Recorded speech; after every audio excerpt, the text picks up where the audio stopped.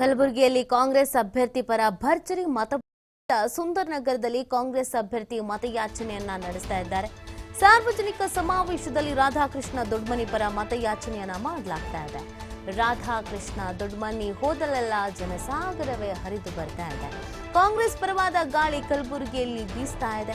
ಈ ಚುನಾವಣೆ ರಾಧಾಕೃಷ್ಣ ದೊಡ್ಮನಿ ಉಮೇಶ್ ಜಾಧವ್ ನಡುವೆ ಅಲ್ಲ, ಈ ಚುನಾವಣೆ ಏನಿದ್ರು ಕಲಬುರಗಿ ಅಭಿವೃದ್ಧಿಗಾಗಿ ಅಂತ ಪ್ರಿಯಾಂಕ್ ಖರ್ಗೆ ಈ ಸಂದರ್ಭದಲ್ಲಿ ಹೇಳಿದ್ದಾರೆ. ರಾಧಾಕೃಷ್ಣ ಪರವಾಗಿ ಕಾಂಗ್ರೆಸ್ನ ಅನೇಕ ನಾಯಕರುಗಳು ಮುಖಂಡರುಗಳು ಪ್ರಚಾರ ಕಾರ್ಯದಲ್ಲಿ ಬ್ಯುಸಿ ಆಗಿದ್ದಾರೆ. ನಿರಂತರವಾಗಿ ಕ್ಷೇತ್ರದ ಪ್ರತಿಯೊಬ್ಬರ ಮನೆಗೂ ತೆರಳಿ ಪ್ರಚಾರವನ್ನ ಮಾಡಲಾಗ್ತಾ ಇದೆ.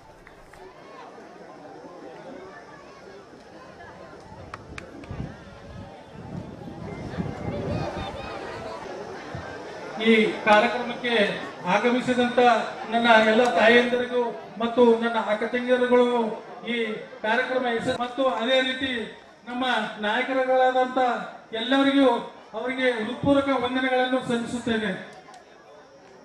ಕಾಂಗ್ರೆಸ್ ಪಕ್ಷಕ್ಕೆ ಕಾಂಗ್ರೆಸ್ ಪಕ್ಷಕ್ಕೆ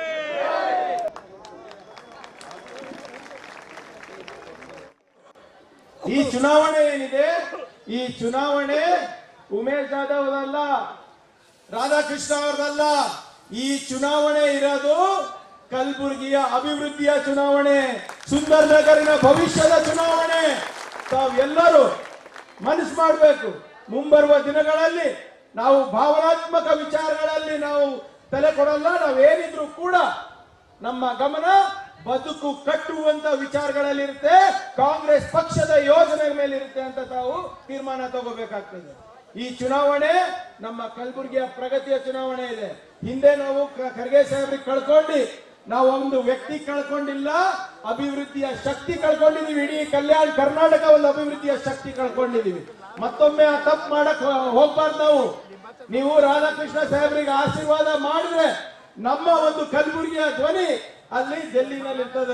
ಹಳ್ಳಿಯಿಂದ ಡೆಲ್ಲಿ ತನಕ ನಿಮ್ಮ ಧ್ವನಿಯಾಗಿ ಖರ್ಗೆ ಸಾಹೇಬ್ ಇರ್ಬೋದು, ರಾಧಾಕೃಷ್ಣ ಅವ್ರು ಇರ್ಬೋದು, ನಾನಿರ್ಬೋದು, ಅಲ್ಲಂ ಪ್ರಭು ಅವ್ರು ಇರ್ಬೋದು, ನಾವೆಲ್ಲರೂ ಸೇರಿ ನಿಮ್ಮ ಅಭಿವೃದ್ಧಿ ಕೆಲಸ ಮಾಡ್ತೀವಿ.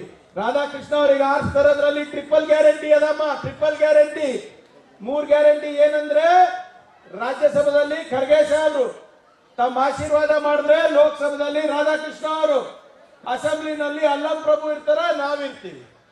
ರಾಜ್ಯಸಭಾ, ಲೋಕಸಭಾ, ರಾಜ್ಯ ಸರ್ಕಾರ 3 ಜನ ಇದ್ದಿ ನಾವು ಈ 3 ಕಡೆನೂ ಇದ್ದಿ ನಾವು ಯಾವ್ದಕ್ಕೆ ಗ್ಯಾರಂಟಿ?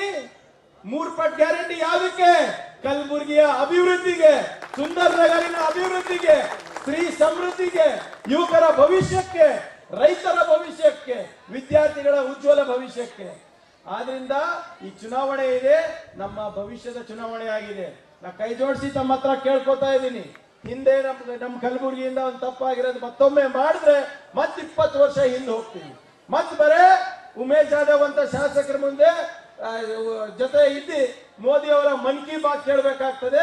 ಕಲಬುರಗಿ ಜನರ ಕಾಮ್ ಕಿ ಬಾತ್ ಅಂತ ಯಾವತ್ತೂ ಆಗೋದಿಲ್ಲ, ಜನ್ ಕಿ ಬಾತ್ ಕೇಳಕ್ ಆಗೋದಿಲ್ಲ. ಆದ್ರಿಂದ ದಯವಿಟ್ಟು ತಾವೆಲ್ಲರೂ ಒಗ್ಗಟ್ಟಾಗಿ ಒಮ್ಮನಸ್ಸಿಂದ ಹಿಂದೆ ಯಾವ ರೀತಿ ತಾವೆಲ್ಲರೂ ಸೇರಿ ಒಂದ್ಸರಿ ಖರ್ಗೆ ಸಾಹೇಬ್ರಿಗೆ ಆರಿಸ್ತಂದ್ರಿ. ಇಲ್ಲ ಚಂದ್ರಿಕಾ ಅಕ್ಕವ್ರು ಹೇಳತ್ತಾರ ಎಲ್ಲ ಈಗ ಹುಷಾರಾಗ್ಯಾರ. ಎಲ್ಲರೂ ನಮ್ಗಿಂತ ಜಾಸ್ತಿ ನೀವೇ ವಾಟ್ಸ್ಆಪ್ ಅಲ್ಲಿ ಇರ್ತೀರಲ್ಲ, ಫೇಸ್ಬುಕ್ ಅಲ್ಲೂ ನೀವೇ ನ್ಯೂಸ್ ನೀವೇ ನೋಡ್ತೀರಿ. ನಮ್ಗಿಂತ 10 ಪಟ್ಟು ಹುಷಾರ. ಸುಮ್ಮನೆ ಸೌಜನ್ಯಕ್ಕೆ ನಮ್ಮ ಮಾತು ಕೇಳ್ತಾರ, ಆಗ್ಲೇ ಡಿಸೈಡ್ ಮಾಡ್ಯಾರಲ್ಲ. ಆದ್ರಿಂದ ಅದಕ್ಕೆ ಅಕ್ಕವ್ರು ಏನ್ ಹೇಳತ್ತಾರ, ನೀವು ದಯವಿಟ್ಟು ತುಲಾಭಾರ ಮಾಡ್ರಿ. ಯಾರ ಯೋಜನೆ ಬದುಕು ಕಟ್ಟುವಂತ ಯೋಜನೆ ಆಗುತ್ತೆ, ಯಾರ ಯೋಜನೆ ಬರೇ ಟಿವಿನಲ್ಲಿ ಇರ್ತದೆ. ಮೋದಿ ಗ್ಯಾರಂಟಿ ಟಿವಿನಲ್ಲಿ, ಕಾಂಗ್ರೆಸ್ ಗ್ಯಾರಂಟಿ ನಿಮ್ ಕೈನಲ್ಲಿ.